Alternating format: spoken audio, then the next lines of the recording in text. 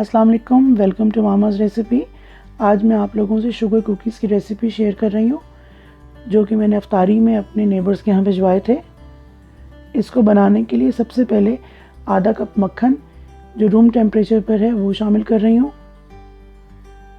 1 cup चीनी जो कि बारीक है मेरे पास, वो इसमें शामिल कर रही हूँ। आपके पास अगर मोटी है तो उसको पहले आप ग्राइंड कर लें, फिर इसमें शामिल करें, वरना उसको मिक्स होने में बहुत देर लगेगी।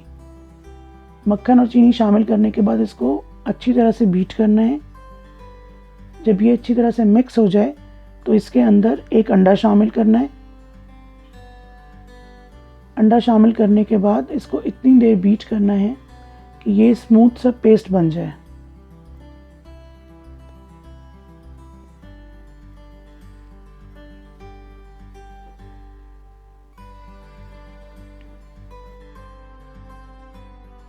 जब ये पेस्ट के फॉर्म में आ जाएगा तो इसमें आधा चाय का चम्मच वनीला पेस्ट या वनीला का एसेंस इसमें शामिल करना है।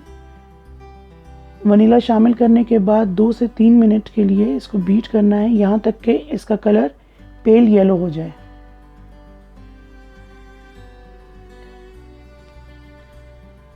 इसके बाद इसके अंदर 2 1/4 कप मैदा यानी 2 कप और 1/4 कप मैदा शामिल करना है। मैदा मैं 2 हिस्सों में शामिल करूंगी।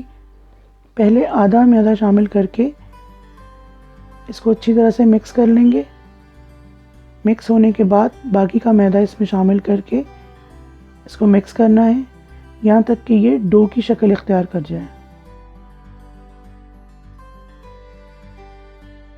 मैदा शामिल करने के बाद मशीन की स्पीड को आहिस्ता आहिस्ता बढ़ाना है, क्योंकि अगर आप एकदम तेज़ कर देंगे तो मैदा बहुत तेज़ी से उड़ता है। जब हम इसको मिक्स कर रहे होंगे तो शुरू में आपको ये लगेगा जैसे ये क्रम्बली है, लेकिन जब ये मिक्स हो जाएगा अच्छी तरह से तो ये प्रॉपर डो बन जाएगी। जैसा कि आपको वीडियो में नज़र आ रहा होगा कि ये अब डो की फॉर्म में आ चुका है। इस वक्त इसको हम इकट्ठा करके क्लिंग फिल्म में लपेटकर आधे घंटे के लिए फ्रिज में रख देंगे, ताकि ये अच्छी तरह से ठंडा हो जाए और मक्खन सेट हो जाए।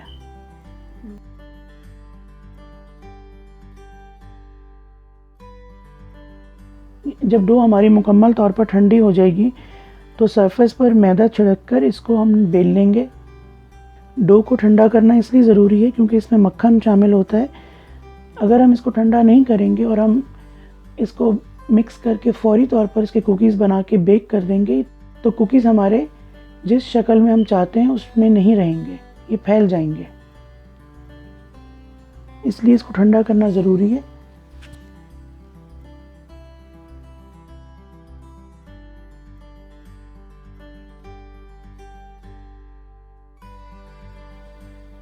बेलने के बाद डो हमारी आधा इंच मोटी होनी चाहिए। अब मैं गोल कुकी कटर की मदद से इसको काट रही हूँ। आप अपनी मर्ज़ी के हिसाब से जिस साइज़ में चाहते हैं उस तरह से काट सकते हैं। मैं गोल, रेक्टेंगल और चांद की शक्ल के कुकीज़ बना रही हूँ। आप जिस तरह की मर्ज़ी शक्ल के बनाना चाहते हैं उस तरह के आप काट के बना सकते हैं।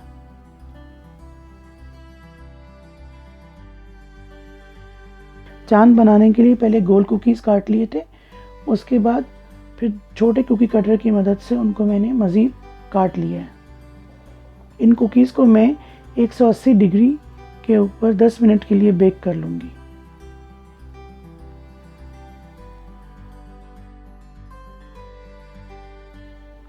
कुकीज़ की आइसिंग के लिए मैंने 1 कप रॉयल आइसिंग पाउडर का इस्तेमाल किया है। ये बाज़ार में बड़े आराम से मिल जाती है।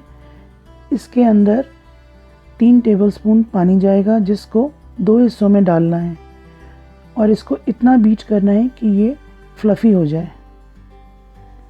रॉयल आइसिंग के पैक पे इंस्ट्रक्शंस लिखी हुई होती हैं, उसी को फॉलो करते हुए रॉयल आइसिंग मैं बना रही हूँ।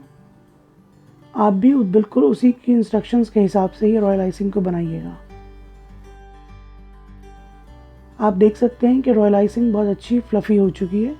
इसको तकरीबन मैंने 5 से 6 मिनट बीट किया है। एक पाइपिंग बैग में मैंने 3 टेबलस्पून रॉयल आइसिंग डाल दी है। इससे मैं कुकीज़ पर बॉर्डर बनाऊंगी। यहाँ पर मैं गोल्ड टिप का इस्तेमाल कर रही हूँ। आपके पास अगर गोल्ड टिप नहीं है तो आप सिंपल पाइपिंग बैग की मदद से भी आइसिंग कर सकते हैं। आगे से उसकी टिप छोटी सी काट लेंगे और उसकी मदद से आप बॉर्डर बना सकते हैं।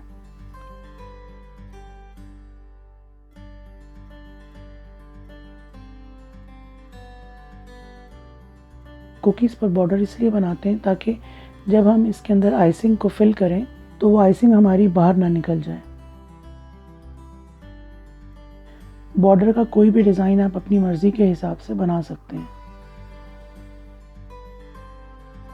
इसके बॉर्डर बनाने के लिए बारीक टिप का इस्तेमाल किया जाता है। बारीक टिप की मदद से आप किसी तरह के भी बॉर्डर्स बना सकते हैं। बाकी बची हुई आइसिंग को मैंने 3 प्यालों में तकसीम कर लिया है। इसको थोड़ा सा पतला करना है, जिसके लिए मैं 1 टीस्पून पानी हर प्याले में शामिल करूंगी।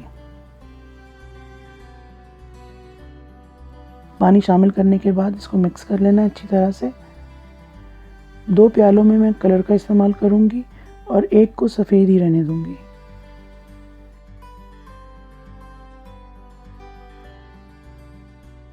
पहले मैं ग्रीन कलर बनाऊंगी। मेरे पास ग्रीन कलर नहीं है, इसलिए मैं ब्लू और येलो का इस्तेमाल करके ग्रीन कलर बनाऊंगी।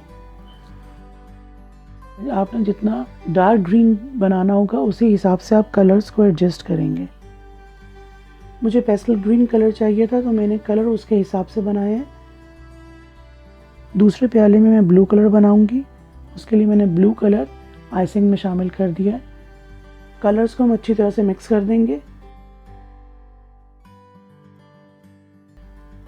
कुकीज़ को फिल करने के लिए पाइपिंग बैग का इस्तेमाल भी किया जा सकता है और चम्मच की मदद से भी कर सकते हैं। मैं दोनों तरीके से करके आपको दिखाऊंगी। पाइपिंग बैग में आइसिंग डाल के इसके आगे से छोटा सा हमने होल काट लेना है और उससे हम इसको फिल कर देंगे।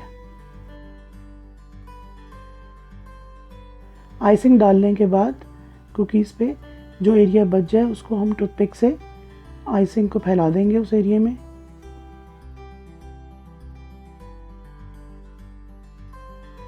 शुरू में हम थोड़ी आइसिंग डालेंगे ताकि हम उसको टूथपिक की मदद से फैला लें। अगर ज़रूरत होगी तो फिर हम और आइसिंग उसके ऊपर डाल सकते हैं। बहुत ज़्यादा आइसिंग नहीं डालनी है क्योंकि ये बहुत मीठी होती है।